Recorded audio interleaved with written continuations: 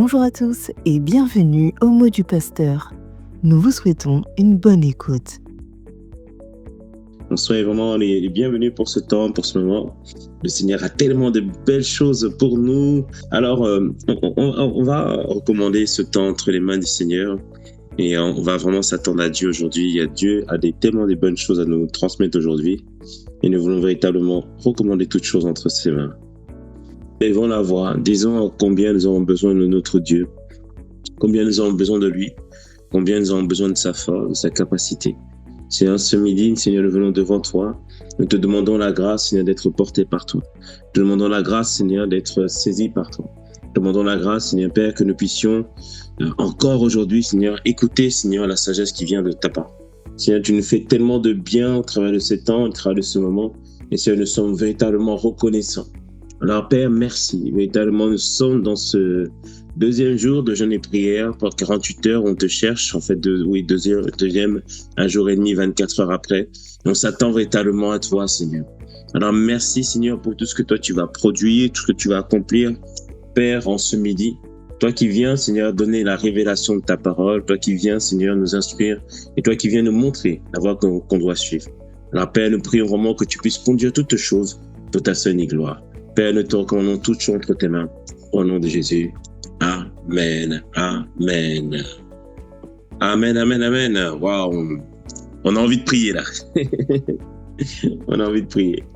Donc, nous sommes ce midi, par la grâce de Dieu, toujours sur la même thématique. Cette thématique, je ne sais pas pour toi, mais vraiment, on l'aime vraiment cette thématique. Les 6 questions les plus importantes de l'existence.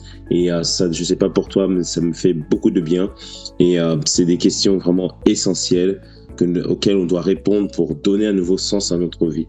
Et je sais que le Seigneur veut donner un nouveau sens, un nouveau souffle à notre vie, afin que toi et moi, dans cette décennie de la domination, parce que 2020-2030 a été déclaré la décennie de la domination, que nous puissions manifester réellement cette domination. Donc on a vu ensemble qu'il y a 6 questions auxquelles nous devons répondre. La première, c'est qui es-tu? On parle de la notion de l'identité, qu'est-ce que la Bible dit de nous, qu'est-ce que nous avons compris, ce que la Bible dit de nous, et quelle est l'image que nous avons à l'intérieur de nous par rapport à ce que nous pensons être. Et cette question d'identité, c'est vraiment la primordiale. Et c'est pour ça qu'on a commencé vraiment à prendre le temps sur cette question, parce que de là découle tout le reste. Donc, il faut vraiment asseoir son identité en soi. La deuxième question, on a vu ensemble, pourquoi es-tu venu sur Terre et pourquoi existes-tu? Et c'est cette question qui aborde en fait le but et le dessein de l'existence, le dessein de l'existence d'un homme ou d'une femme sur la terre. On a vu ensemble que dès le commencement, Dieu nous dit pourquoi nous avons été créés. Genèse 1, verset 26, qui dit créons l'homme à notre image et à notre ressemblance. Et on va reprendre ensemble, parce que Genèse 1, verset 26, et on va prendre jusqu'au verset 28 qui nous détaille véritablement le but de notre existence, qui nous détaille pourquoi nous sommes ici-bas sur la terre. Dans Genèse 1, verset 26. Puis Dieu dit, faisons l'homme à notre image, à notre ressemblance, et qui domine sur les poissons de la mer, sur les oiseaux du ciel, sur le bétail, sur toute la terre, et sur tous les reptiles qui rampent sur la terre. Dieu créa l'homme à son image, il le créa à l'image de Dieu, il créa l'homme et la femme. Verset 28, Dieu les bénit et Dieu leur dit, soyez féconds, multipliez, remplissez la terre et l'assujettissez, et dominez sur les poissons de la mer, sur les oiseaux du ciel et sur tout animal qui se meut sur la terre. Donc ici, ça nous montre le but de pourquoi Dieu nous a créés. Dieu ne nous a pas créés pour que nous puissions subir la vie, mais bien au contraire que nous puissions dominer. Dominer ne veut pas dire dominer sur notre voisin, mais là ici, il a dit dominer sur les circonstances, dominer sur les situations, dominer en fait, faire en sorte que notre vie puisse refléter pleinement ce que notre Dieu est, puisqu'il nous a créés à son image et à sa ressemblance. Il a dit soyez féconds. Soyez féconds ne veut pas dire avoir énormément d'enfants naturels. Non, ça fait qu'on veut dire manifester un fruit en nous, démontrer le caractère de Christ. Et de ce caractère-là, on va multiplier, c'est-à-dire gagner des âmes et convaincre les gens autour de nous de marcher avec le Seigneur. Donc on voit, ça c'est le but général que Dieu nous a donné. Et on a expliqué ensemble que dans ce but général de démontrer la nature de Dieu, de démontrer les œuvres de Dieu, nous avons des œuvres que Dieu nous demande de faire. Et c'est pour ça qu'on a vu ensemble l'acronyme FORM. Je ne sais pas si vous en souvenez, donc on a vu ensemble FORM, F pour faire l'inventaire des dons spirituels, O, ouvrir la boîte à talents, R, revenir sur les expériences passées, M, mesurer les battements de son cœur et E, examiner sa personnalité. Amen. Toutes ces choses, en fait, définissent véritablement la personne que je suis. Et cela va m'aider à comprendre finalement quel est le but que Dieu a mis pour moi. Quel est le but que Dieu a prévu pour moi. Et là, c'est la notion de mission. Quelle est ma mission sur la terre ? Moi, personnellement, quand j'ai regardé cette notion de forme, je regardais en fait ce que Dieu avait mis en moi et ce qu'il m'avait mis particulièrement comme battement de cœur. Donc, première chose, j'avais remarqué que j'avais un don, une capacité à retenir la parole, une capacité aussi à l'expliquer. Donc, c'est un don spirituel qui est venu lorsque j'ai donné ma vie au Seigneur. Donc, dans les talents, moi, je suis quelqu'un qui est très travailleur. J'ai pas, moi, je considère que j'ai regardé, je suis pas né avec beaucoup de talent. Je savais pas chanter, je savais pas être dans le rythme, je connaissais pas la musique. Il y a plein de choses que je ne savais pas faire. Mais par contre, le don, la grâce que Dieu m'a donné, c'est la capacité à travailler. Et des fois, je disais, Seigneur, mais pourquoi tu m'as pas donné? C'est un don que je faisais naturellement. Mais je me rends compte que la capacité à travailler m'a permis de tout ce que je fais, j'ai dû travailler pour cela. Et donc, du coup, j'arrive facilement à transmettre. Parce que tout ce que j'ai fait, je dis vraiment, tout ce que j'ai fait, bien aimé, j'ai dû le travailler. Donc, c'est possible. C'est possible d'acquérir des grâces, des dons, c'est possible.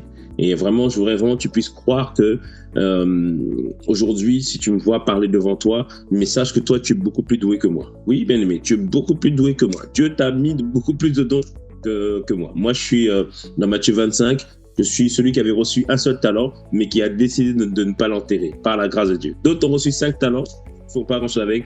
Moi, j'ai reçu un talent et j'ai décidé de ne pas l'enterrer. Et je prie que par la grâce de Dieu, tu sois de ceux qui décide de ne point enterrer son talent. Ensuite, j'ai regardé, je suis revenu sur mes événements de ma vie, donc R pour revenir sur son expérience passée. L'expérience passée que j'avais eue, j'avais grandi dans une église, mais je trouve qu'il y avait certaines révélations qui manquaient à l'époque. Maintenant, ça a beaucoup changé par la grâce de Dieu, mais ça a été vraiment des bonnes bases.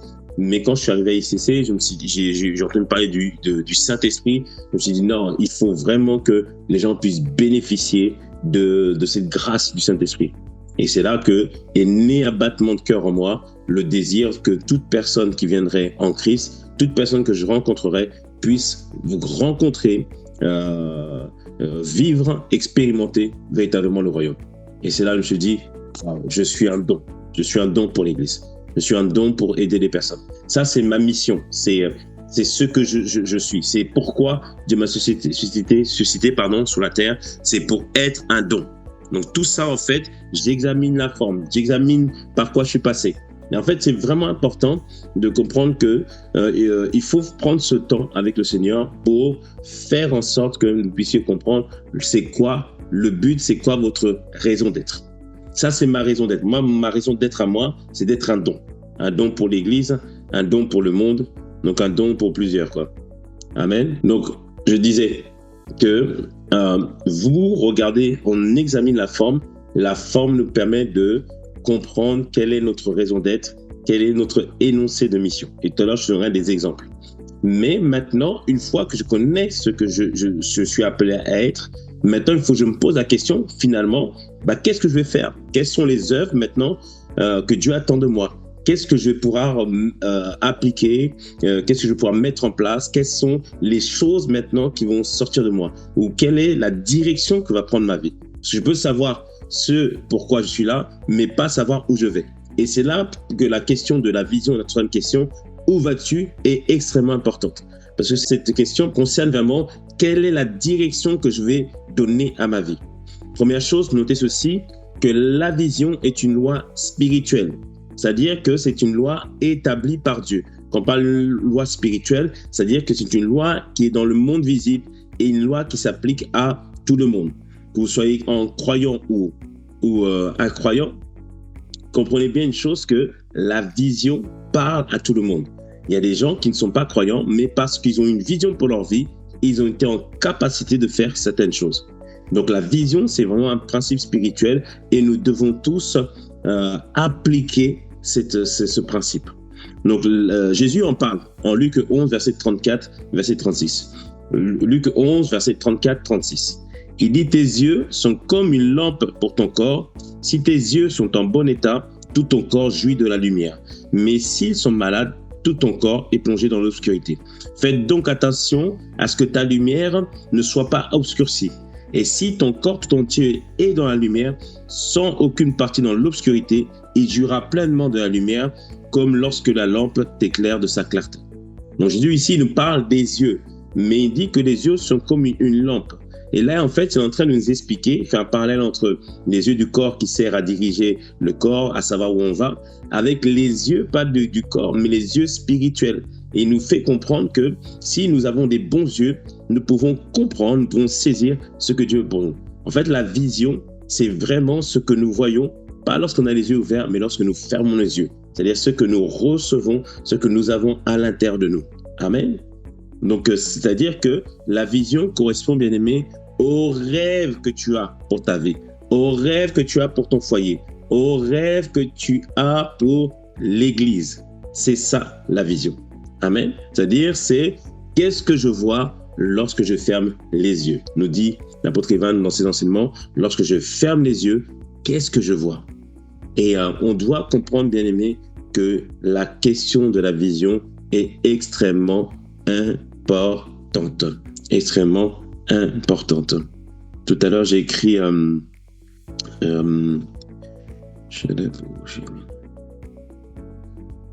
voilà, c'est ça. Donc, écoutez cette citation. Tout le monde dans la vie va quelque part, mais très peu là où ils ont décidé. Tout le monde dans la vie va quelque part, mais très peu là où ils ont décidé. Parce que la vie avance, la vie progresse. Et la vision, bien aimée, te permet de décider là où tu veux aller et de ne plus subir la vie. Donc, on comprend que la vision est extrêmement importante. Je dois comprendre qu'est-ce que Dieu veut faire, ce que Dieu veut que je fasse dans ma vie. J'ai compris le but maintenant. Maintenant, quelle est la vision? Quelle est la direction que je dois donner à ma vie? Et cette question est extrêmement importante, que ce soit pour ta vie personnelle, que ce soit pour ton foyer, que ce soit pour les enfants que Dieu t'a confiés, le ministère que Dieu t'a confié, l'entreprise que Dieu t'a confiée. Il faut avoir une vision. C'est là où je vais. Quelle est la direction de ma vie? J'insiste beaucoup là-dessus parce que, bien aimé, pendant longtemps, j'ai confondu la mission et la vision. Et il faut avoir une vision. Et on en parlera par la grâce de Dieu prochainement à l'église. On va parler comment avoir une vision familiale. Une vision familiale. Ça, c'est pour les familles. Il faut que les familles aient une vision et il faut vraiment que tous, mais c'est pour tout le monde, ce sera pour tout le monde, même ceux qui ne sont pas mariés. Dieu va vraiment nous faire beaucoup de bien parce que dans cette saison, on doit aller dans la bonne direction. Donc alors ce midi, on va voir ensemble comment écrire sa vision. Vous allez voir que par la grâce de Dieu, Dieu nous accorde des principes qui nous permettent de comprendre comment écrire sa vision. Première chose, comprends que ta vision n'est pas en dehors de toi. Ta vision est à l'intérieur de toi. L'apôtre Ivan le dit comme ceci, votre futur est à l'intérieur de vous. Votre futur est enfermé à l'intérieur de vous. Donc, bien aimé, Dieu n'a pas caché ta vision, ton futur, quelque part lointain. Non, c'est en toi, c'est en toi. Parce que la vision, justement, nous parle justement de voir notre futur. Dieu est celui qui, avant de faire quelque chose, il établit déjà des choses dans le futur. Et après, il redéroule les choses. De la même manière, la vision te permet de te voir dans ton futur. Et ainsi, tu vas planifier afin de vivre ce futur que tu as entrevu. La vision nous permet de d'aligner nos objectifs à long terme sur la bonne direction. La vision nous permet de prendre la bonne décision. La vision aussi nous permet, bien aimé, de toujours faire en sorte que nous puissions non pas réagir aux circonstances, mais d'agir de manière adéquate. La vision aussi, bien aimé, te permet de voir les choses, de voir le monde meilleur. Oui, bien aimé, tu as été suscité pour rendre les gens meilleurs. On le verra tout à l'heure. Alléluia. Tu as été suscité pour rendre les gens meilleurs. Mais le point comprend que la vision est à l'intérieur de toi. La vision est à l'intérieur de nous. Amen. Quelqu'un dit ceci, la semence renferme la forêt. La semence renferme la forêt. Dans une petite semence, il y a la possibilité qu'une forêt puisse naître. Et bien aimé, c'est pareil pour toi et pour moi. Nous avons notre futur à l'intérieur de nous et nous allons voir ensemble comment le découvrir. Alors pour cela, nous allons nous appuyer sur Habakkuk 2, versets 2, 3 et jusqu'au verset 4. Amen. Encore ce verset. Oui, en ce moment, c'est mon verset en ce moment. Habakkuk 2, versets 2 et 3, qui nous permet de comprendre comment capter la vision. Verset 2. L'Éternel m'adressa la parole et il dit, écris la prophétie, grave-la sur des tables, afin qu'on la lise couramment. Car c'est une prophétie dont le temps est déjà fixé. Elle marche vers son terme et elle ne mentira pas. Si elle tarde, attends-la, car elle s'accomplira certainement. Alors, comment on trouve sa vision? La première chose, on l'a dit la dernière fois, qui connaît la vision? Qui connaît le but de notre vie? Qui connaît ce qu'il désire de nous? C'est Dieu, c'est le Créateur. Donc, la première chose qu'on doit faire pour trouver la vision pour nous, pour notre famille, première chose, prenez un temps à part avec le Seigneur. Prenez un temps à part avec le Seigneur pour recevoir la vision que Dieu a prévue pour vous. Pourquoi nous disons cela? Parce qu'il y a tellement d'agitation, tellement, parfois, on est dans les habitudes, on s'occupe des enfants, on s'occupe du travail, on s'occupe de ses études. On est tellement dans les habitudes, dans le train-train, que finalement, on rate d'entendre Dieu nous parler. Et la Bible nous montre que plusieurs personnes, pour recevoir leur destinée, ont dû faire un face-à-face avec le Seigneur. Prenons le cas de Moïse, en Exode 3, versets 2 et 4. Alors que Moïse avait reçu quand même que Dieu l'appelait être un libérateur. Il avait reçu sa mission, mais il ne savait pas comment le faire encore. Donc, je t'ai dit tout à l'heure, il y a la différence entre la mission, l'énoncé de la mission. Il est appelé à être un libérateur, mais comment va-t-il se faire? C'est-à-dire, comment je vais faire ça? C'est la vision. Donc, Moïse était parti, il avait tué un Égyptien. Donc, il avait reçu la mission que c'était lui qui était appelé à être libérateur. Mais il avait dû tuer un Égyptien. Et là, il s'est enfui dans les déserts. Et dans les déserts, pendant 40 ans, il a erré. Mais à un moment donné, il y a un moment crucial où il a rencontré Dieu. Dans Exode 3, versets 2 et 4, l'ange de l'Éternel lui apparut dans une flamme de feu au milieu d'un buisson. Moïse regarda et voici le buisson était tout en feu et le buisson ne se consumait point. Moïse dit, je vais me détourner. Moïse dit, je vais me détourner. C'est-à-dire, je vais prendre un temps à part. Je vais m'arrêter. Je vais prendre le temps d'interroger Dieu. Je vais me détourner pour voir quelle est cette grande vision et pourquoi le buisson ne se consume point. Et l'Éternel vit, ça c'est intéressant, verset 4, l'Éternel vit qui se détournait pour voir. Donc l'Éternel voit un frère un tel, une sœur un tel, prendre du temps avec lui pour pouvoir recevoir la vision que Dieu a prévue pour lui. Amen.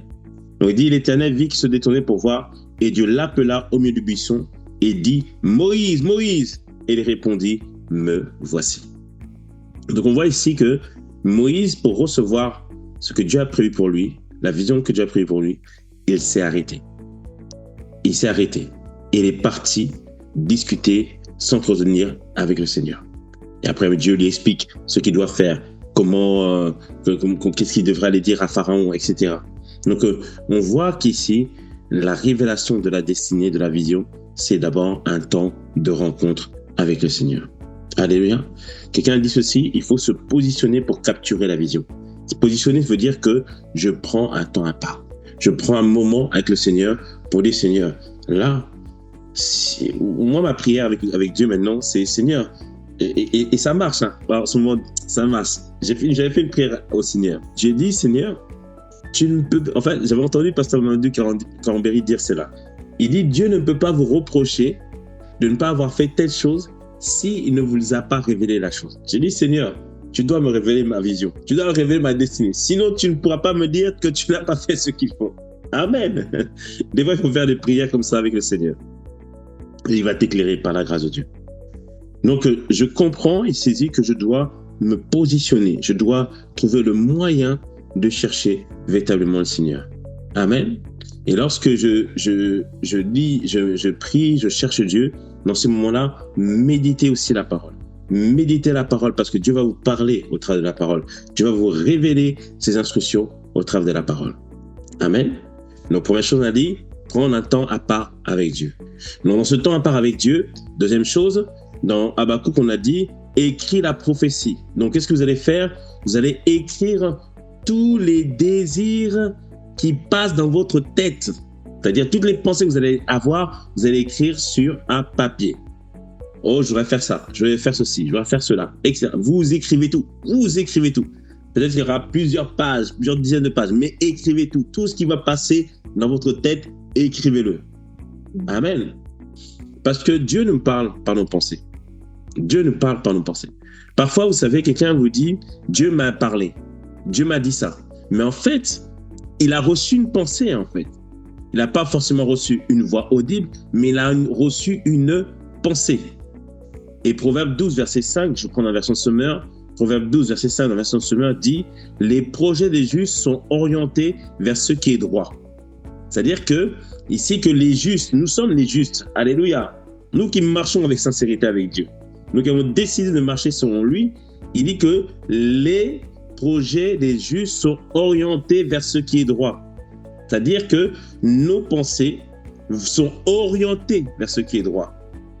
C'est-à-dire que quand je reçois une pensée, ça peut venir de Dieu. Après, on va voir la troisième étape pour tester la pensée, mais comprends que Dieu va te parler par les pensées.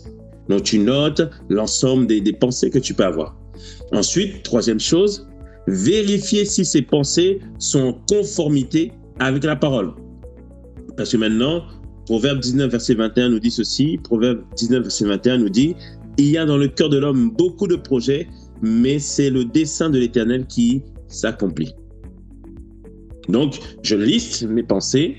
Je vois, il y a telle chose. Dieu m'appelle à faire un orphelinat. Enfin, j'ai envie de faire un orphelinat. J'ai envie de créer des écoles. Après, quelqu'un dit, j'ai envie de me marier avec un homme marié. Là, non, ça c'est pas de Dieu. Ça, c'est pas de Dieu. Je plaisante, je sais que tu vas pas écrire ça par la grâce de Dieu. Donc, je vérifie, est-ce que les pensées que je reçois sont en conformité avec la parole. Il dit ici, il y a dans le cœur de l'homme beaucoup de projets. Amen. Donc, je regarde ce que ces pensées sont en conformité avec la parole de Dieu. Deuxième chose, Marc 10, verset 45 nous dit « Car le Fils de l'homme est venu non pour être servi, mais pour servir et donner sa vie comme la rançon de plusieurs. » Marc 10, verset 45, pardon. Marc 10, verset 45. Ici, on voit que Jésus est venu pourquoi? Pour servir. Donc, ma vision doit inclure les autres. Imaginez-vous que, voilà, je reçois que je désire être riche et tout ça, etc. Mais pourquoi je désire être riche? Être riche n'est pas mauvais. Mais dans quel but?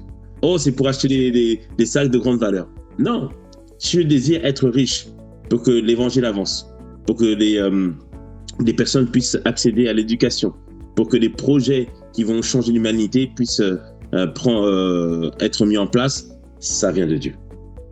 Amen. Donc la conformité avec la parole, c'est par rapport à la parole écrite que Dieu dit, mais aussi par rapport aux intentions de Dieu, par rapport à la manière de penser de Dieu. C'est pour ça que c'est important de connaître la Bible et connaître ce que Dieu dit. Donc du coup, je vois que ces pensées sont en conformité avec la parole. Je ressens dans mon cœur le désir de faire une école biblique, le désir de faire un orphelinat, le désir de prendre soin des jeunes filles, le désir de prendre soin des personnes qui passent par des addictions. Donc toutes ces choses, Dieu est en train de me parler, il est en train de m'aider au fur et à mesure à identifier ce qu'il me dit. Donc, je liste l'ensemble des pensées, l'ensemble des désirs que j'ai. Parce que Dieu nous dit qu'il nous donnera les désirs de notre cœur. Encore une fois, Dieu ne parle pas de nos désirs. Donc, je liste tout ça.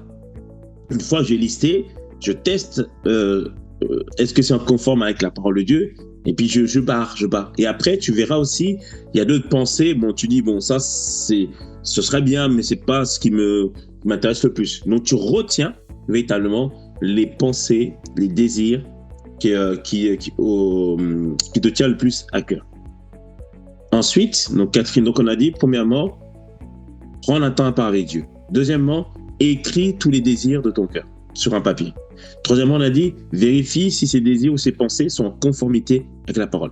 Quatrièmement, maintenant, simplifie toutes ces idées en une simple phrase. C'est-à-dire que tu vas t'apercevoir que, ok, ben voilà, moi j'aimerais bien un jour mettre en place un programme qui va aider les jeunes à pouvoir redécouvrir leur destinée. Alors, j'aimerais bien mettre en place une bourse d'études pour les jeunes. Donc on voit que les idées, les pensées que tu as sont orientées vers les jeunes. Bah, du coup, ta mission, c'est peut-être être celui qui va faire en sorte qu'une jeunesse passionnée de Christ puisse être enfantée. Tu vois, quelque chose comme ça. C'est-à-dire que tu résumes dans une seule phrase toutes les idées que tu as reçues. Je vais te donner par exemple plusieurs exemples de mission et de vision. Donc la mission, on a dit tout à l'heure, c'est la raison d'être. Par exemple, la Bible nous dit quoi? Toutes les églises, c'est faire des disciples de Christ en enseignant la parole, en pratiquant l'amour fraternel et en servant notre communauté avec compassion. Ça, par exemple, c'est l'énoncé d'une mission d'une église. Donc, faire des disciples de Christ en enseignant la parole, en pratiquant l'amour fraternel et en servant notre communauté avec passion. Ça peut être l'énoncé de mission d'une église. Mais la vision de l'église serait voir une génération passionnée pour Jésus, enracinée dans la vérité biblique et répandant l'évangile jusqu'aux extrémités de la terre. Donc, la mission, c'est faire des disciples. Et la vision, c'est voir une génération passionnée de Christ, déterminée à vivre Christ, déterminée à être enracinée dans la parole de Dieu. Amen. Et les idées de départ, en fait, c'était évangéliser, c'est aller au Guatemala, c'est faire des sites internet où les gens vont pouvoir se connecter pour recevoir l'évangile. Donc tout ça, c'est des idées, des pensées qu'ils avaient. Et maintenant, on résume ça en une seule vision. C'est voir une génération passionnée pour Jésus, enracinée dans la vérité biblique et répandant l'évangile jusqu'aux extrémités de la terre. Ça, c'est par exemple la vision d'une église. Et la vision de notre église, aujourd'hui, c'est construire des générations qui influencent positivement leur environnement. Ça, c'est la vision de notre église impassante chrétienne. Amen. Et de tout ça, il y avait plusieurs pensées. Être un centre de refuge, être un centre de puissance économique, etc. Donc, il y a des idées qui ont été données. On a résumé ça en une seule phrase. Donc, toi, il y a des désirs qui sont en toi. Tu vas pouvoir les prendre et les simplifier en une seule phrase. Parce que la vision, elle doit être simple et claire afin que tu puisses la comprendre et la saisir. Prenons encore une autre idée. Par exemple, les gens qui veulent faire du caritatif, c'est-à-dire qui veulent prendre soin des personnes.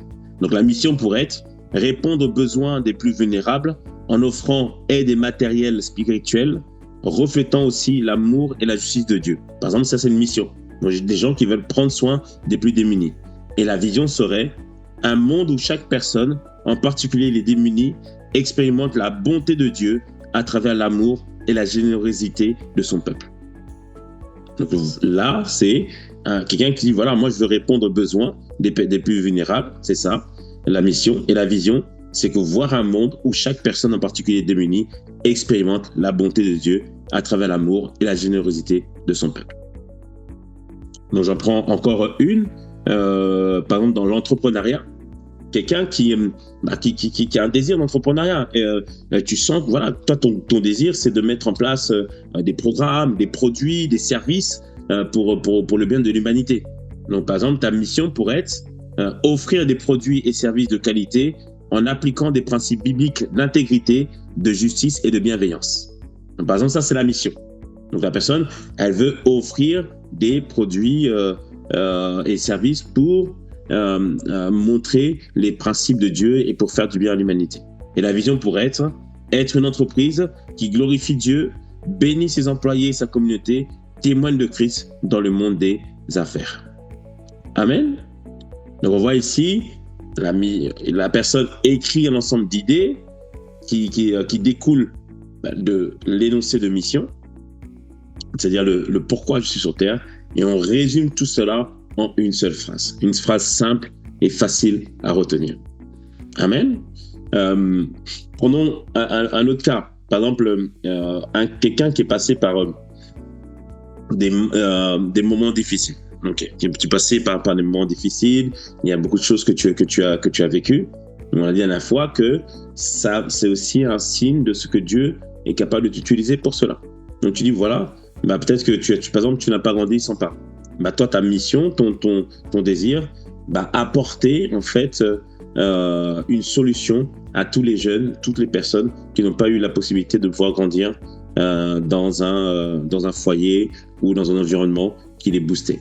Donc ta vision, c'est voir une génération ou voir des nations dans lesquelles les personnes vont bénéficier d'un accompagnement familial, un accompagnement où les personnes vont pouvoir bénéficier de l'amour familial dont tout le monde a besoin. Quelque chose comme ça. Amen. Donc on comprend vraiment comment le Seigneur est en train de nous parler ce midi par la grâce de Dieu. Donc du coup, on a dit, on écrit l'ensemble des désirs, des pensées qu'on reçoit, on vérifie ces pensées si elles sont en conformité avec la parole de Dieu, on simplifie toutes ces idées, toutes ces pensées en une simple phrase, et ensuite, bien aimé, on communique la vision. Donc cinquièmement, communiquer la vision, c'est-à-dire l'écrire quelque part. On peut le faire sous une forme de vision board. Le vision board, je vous en parlerai une prochaine fois. Vision board, c'est on met de manière imagée ce qu'on veut atteindre, ce qu'on veut vivre, ce qu'on veut expérimenter. Donc communiquer la vision, c'est-à-dire je l'écris quelque part. On l'a dit tout à l'heure dans Habakkuk, qu'on la lise couramment. Nous, à passant de chrétiens, moi quand je suis arrivé en 2002, je suis arrivé à l'église, j'ai vu une vision 2008. On nous disait 2008, voici ce qu'on sera l'église, on sera 1000 personnes et tout ça, etc. Et puis je regardais autour de moi, je disais, mais on est à peine une centaine, comment cela va-t-il être possible? Et quand je regardais la vision, je dis, waouh, ça m'interpelle. Et je suis parti la même année à KICC. Et quand j'ai vu à KICC, c'est la première fois que j'étais dans un endroit comme ça, 4000 chrétiens en train d'adorer le Seigneur, en train de louer Dieu, en train de pouvoir exalter le Seigneur. Et je me rappelle, c'était le dernier dimanche de décembre de 2002. Et là, le pasteur Mathieu, il disait, Are you ready for the next step? Are you ready? Are you ready? J'ai dit, Yes, I am ready! Je suis prêt!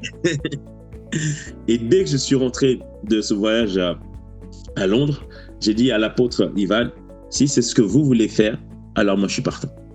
Pourquoi? Parce que la vision m'a été communiquée et j'ai compris la vision et j'ai dit ok, moi je veux y être aussi. Pourquoi? Parce que ça correspondait aussi à ce que moi j'avais à cœur. De voir une église où Dieu est glorifié, où les gens sont épanouis, où les gens progressent. Donc communiquer la vision, c'est-à-dire l'écrire, la partager et notamment lorsque c'est une vision familiale. Ensuite, sixièmement, établissez un plan pour atteindre la vision. Établissez un plan pour atteindre la vision. Donc ça, on n'en pourra pas aller en détail là-dedans, mais on pourra revenir une prochaine fois. Donc établissez un plan pour atteindre la vision. Et retenez ceci, c'est une citation de Benjamin Franklin qui dit « By failing to prepare, you are preparing to fail ». C'est-à-dire ici, c'est en omettant de se préparer, en négligeant de se préparer, on est en train de se préparer pour échouer. Donc, c'est-à-dire qu'il faut planifier. Il faut vraiment planifier sa vie, planifier la suite. C'est-à-dire quoi? Ok, tout à l'heure, on a parlé la vision, pour avoir en fait des nations où chaque personne qui n'a pas connu l'amour familial puisse connaître cet amour familial. Je vais préparer ça. C'est-à-dire quoi? Je vais me former. Donc, je vais mettre dans mes objectifs cette année de me former. Je vais peut-être aussi m'entourer des bonnes personnes. Donc, je vais peut-être me dire dans mes objectifs ou dans mon plan, me mettre en relation avec plusieurs associations qui déjà travaillent dans ce domaine. Donc, du coup, je prépare mon plan pour que cela puisse s'accomplir et cela puisse se réaliser. Donc sixièmement, on a dit établissez un plan pour atteindre la vision. Septièmement, revisiter la vision. On l'a dit, Habakkuk dit qu'on la lise couramment. C'est pour ça qu'il faut la mettre quelque part. Pourquoi la revisiter? Parce que tu vérifies si tu es toujours sur le bon chemin. Il y a beaucoup de choses qui sont bonnes, mais il y a beaucoup de choses qui ne sont pas ce qu'il est bon de faire pour toi. Amen. L'apôtre Ivan dit ceci dans l'enseignement sur la vision. Il dit « It's not because it is good that it is from God ». Ça, c'est un jeu de mots en anglais. « Good » et « God ». C'est-à-dire, ce n'est pas parce que c'est bon que cela vient de Dieu. En fait, il faut vraiment réfléchir à chaque fois, j'aurai des opportunités, j'aurai des choses que je peux faire. Mais est-ce que ça correspond à la vision que je veux?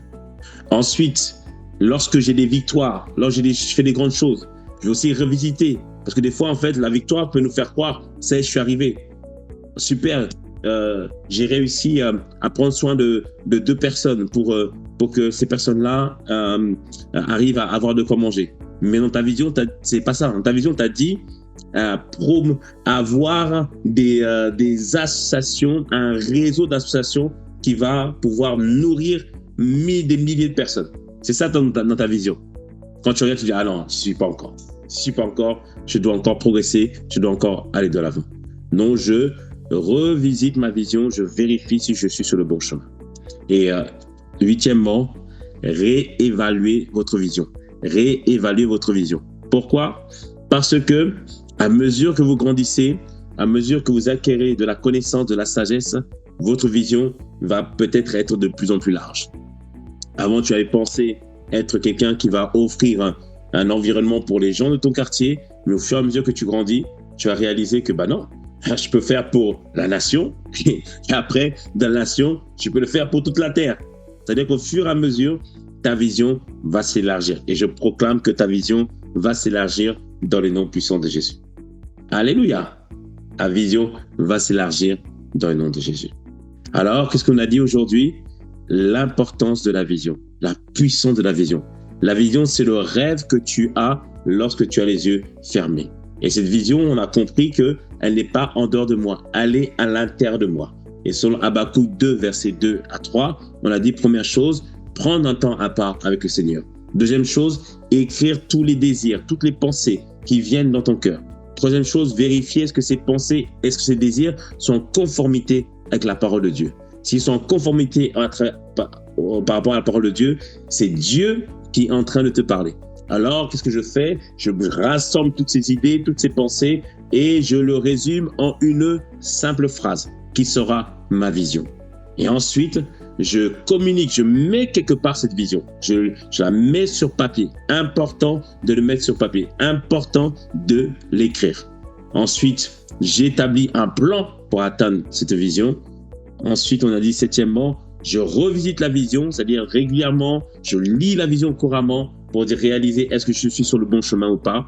Et huitièmement, je réévalue la vision. Parce que peut-être aujourd'hui, tu n'es pas marié, tu as une certaine vision, mais quand tu vas te marier, tu vas revisiter, tu vas réévaluer la vision. Tu dois tenir compte de l'autre. Amen. Bien-aimés, si nous faisons cela avec diligence, Dieu va nous faire du bien. Une précision, établir sa vision nécessite de la discipline. De la discipline. La diligence et la discipline, tu lis dans le livre de Proverbes, la diligence et la discipline, c'est ce qui nous permet d'aller plus loin, ce qui nous permet de progresser, ce qui nous permet d'aller de l'avant. Et la discipline vient de la vision. La Bible nous dit que lorsque le peuple est sans vision, il périt, il est sans frein. Donc nous devons véritablement capturer la vision que Dieu a pour notre vie. Et alors vous allez voir que notre vie va prendre un tout nouveau élan par la grâce de Dieu. Et ce mois d'avril a été déclaré par le Seigneur au travers de l'apôtre Ivan comme le mois de la fécondité. Donc je proclame dans le nom de Jésus que tu vas être féconde dans ce mois d'avril. Des bonnes choses vont sortir de toi et ce qui va sortir de toi, c'est le meilleur dans le nom puissant de Jésus. Nous le proclamons, nous le déclarons au nom de Jésus. Amen. Amen, amen, amen, amen, amen. Au nom de Jésus. Amen. Je vais prendre deux, trois questions et après on va clôturer. J'espère que ça vous a parlé, j'espère que ça vous êtes concerné. Donc par contre, c'est des choses qu'il va falloir revoir. C'est sûr que là, en 45 minutes, on n'a pas le temps de tout capter. Donc ça sera mis aussi sur YouTube. Donc revoyez ça afin que vous puissiez marcher pleinement dans la vision que Dieu a pour vous. S'il vous plaît, là vraiment, je vous demande vraiment, je t'en conjure, je vous exhorte vraiment à faire ce travail de réécouter et de travailler sur soi. Tu ne peux pas, nous ne pouvons pas avancer sans vision dans cette vie. Et nous devons tous accomplir la vision, le but que Dieu a prévu pour nous. Au nom de Jésus. Amen. Donc, on va prier. On va prier véritablement pour que le Seigneur nous fasse encore du bien en cette journée. Donc, je vous encourage. Quelqu'un dit bonjour. Si on a la vision claire et qu'on souffre de procrastination. Donc, quelqu'un pose la question. Si j'ai une vision claire, mais malheureusement, je suis dans la procrastination. Procrastination, c'est le fait de repousser les choses au lendemain. Le conseil que je vous donne, il y a deux choses. Première chose, Thomas Edison avait dit ceci. On lui a posé la question, mais comment ça se fait que vous avez réussi à faire... on l'a dit qu'il a tenté par 1000 fois pour inventer l'ampoule électrique et tout ça. Mais on a dit, mais comment vous avez fait pour pouvoir persévérer? Il a dit, j'ai pensé aux conséquences du fait que si je ne faisais pas cela. Une des choses qui nous aide à aider, donc lui, il a réfléchi, il a dit, mais en fait, si j'invente l'ampoule électrique, il y aura des usines, il y aura des magasins, il y aura des gens qui vont bénéficier de ça. Donc, il réalisait que ce qu'il faisait avait le potentiel de changer le monde. En fait, tout à l'heure, on a dit la vision, les autres sont concernés dedans. Donc, imagine-toi, qu'est-ce qui arriverait si tu ne faisais pas la chose que tu devais faire? Qu'est-ce qui se passerait? Imaginez-vous que si, par exemple, il y a des adorations qu'on aime bien, qu'on chante. Imaginez-vous si ces personnes-là n'auraient pas chanté ces chants. On chanterait quoi? En fait, c'est vraiment cette notion de responsabilité. Comprendre et saisir quelle est l'importance de ce que je fais. Ça, c'est la première chose. Après, deuxième chose, un moyen pour éviter la procrastination, ayez un mentor ou ayez des personnes avec qui vous avez partagé la vision. Parce qu'ils vont te dire, alors, c'en est où? Amen. Et il faut des gens qui vous aiment, qui ne sont pas là pour vous rabaisser, mais qui sont là pour dire, hey, tu peux y arriver, vas-y, fais-le. Moi, pour mon premier livre, j'ai eu du mal à le sortir. J'ai vraiment du mal à le sortir. Moi, je dis, oh, c'est pas important. Et il y a une sœur qui m'a dit, mais pasteur, tu as prêché sur la grâce. Et elle avait repris toutes mes notes. Elle m'a dit, mais pasteur, ce serait bien de mettre en livre et tout ça. Je dis, oh, c'est pas grave et tout. Oh, je suis pas sûr et tout. Mais si, pasteur. Après, une autre personne est venue me voir, elle me dit, non, pasteur, il faut le faire et tout ça. Et après, je suis rentré en contact avec ma maison d'édition. Elle me dit, non, pasteur, il faut le faire. Moi, je disais, ah non, mais c'est pas grave. Ils insistaient, allez, pasteur, vas-y. Et puis, voilà, j'ai fait. Du coup, j'ai fait. Et après, les autres choses sont arrivées. En fait, donc, première chose, pour accomplir sa vision, comprendre l'implication, l'importance de la vision. Deuxième chose, entourez-vous de personnes qui vont être là pour vous booster et qui vont vous encourager. Alors, quelqu'un a posé la question, peux-tu rappeler la différence entre la vision et la mission? Tout à fait. Donc, l'importance de la différence entre la vision et la mission, c'est la raison d'être. C'est-à-dire le pourquoi vous êtes là. Tout à l'heure, on l'a dit, la raison d'être de l'Église, c'est faire des disciples de Christ et en enseignant la parole. Ça, c'est la mission de l'Église. Mais la vision, il va donner, par exemple, à un pasteur chrétien, la vision, c'est de construire des générations qui influencent positivement leur environnement. Donc, nous, c'est impact. Donc, notre vision, c'est l'impact. Donc, quand tu vas à ICC, on va t'encourager, tu vas rencontrer le Seigneur, mais on va t'encourager aussi à déployer ton don, tes talents. Donc ça, c'est notre vision. Mais la mission, c'est la même.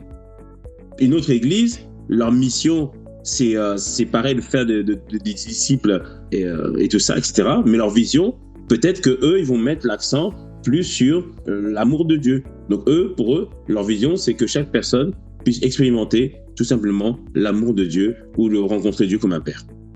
Donc du coup, ils vont axer les choses sur cette vision-là. Donc la mission, c'est le pourquoi, Et la vision, c'est le comment. Comment cela va-t-il se manifester? Amen. D'ailleurs, je vais un exemple pour vous, les chantres.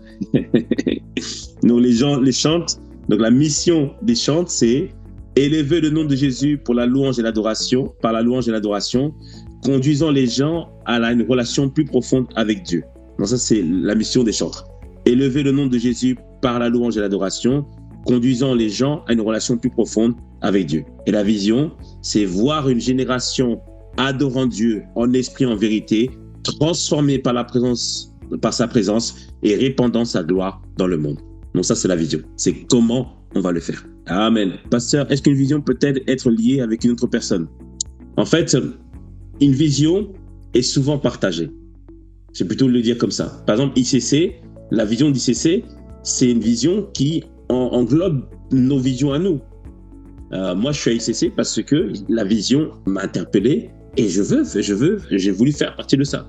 Mais ça fait partie, moi, de la vision que j'avais de pouvoir, en fait, faire en sorte que toute personne qui vienne à Christ puisse expérimenter et vivre véritablement une relation profonde avec Dieu. Et ça rentrait pleinement dans la vision d'ICC. Donc, une vision peut être partagée. Et dans le couple, dans la famille, bien sûr, la vision va être partagée par tout le monde. On a une vision commune, mais après, bien sûr, des aspirations différentes. Peut-être que la femme va aspirer à faire de l'entrepreneuriat, l'homme va plutôt aspirer à faire d'autres choses. Mais la vision, elle est commune. Là, le danger, en fait, parce que le danger, c'est que faut pas se dire que je vais faire ma vision, je vais attendre que ma vision s'accomplisse tant que j'ai pas eu la bonne personne à mes côtés, ou tant que j'ai pas eu le mari ou la femme. Non. C'est-à-dire que j'établis déjà ma vision pour moi-même. Après, il faut juste préciser la question. Mais c'est sûr que une vision, je vais l'accomplir avec des personnes qui vont m'aider à marcher. Je vais l'accomplir avec d'autres personnes qui vont avancer. Amen. En fait, pourquoi la vision est importante? Vous devez comprendre une chose, c'est que il y a des fois les choses que Dieu va vous donner qui sont tellement grandes que vous allez dire c'est impossible en fait. Mais en fait, justement, quand on sait communiquer la vision, lorsqu'on sait donner une vision, il y a d'autres qui vont adhérer à ça et qui vont dire ok, nous aussi on est dedans. Et comme ça, ensemble, on va accomplir la vision et ensemble, on va atteindre le but que Dieu a prévu pour nous. Amen.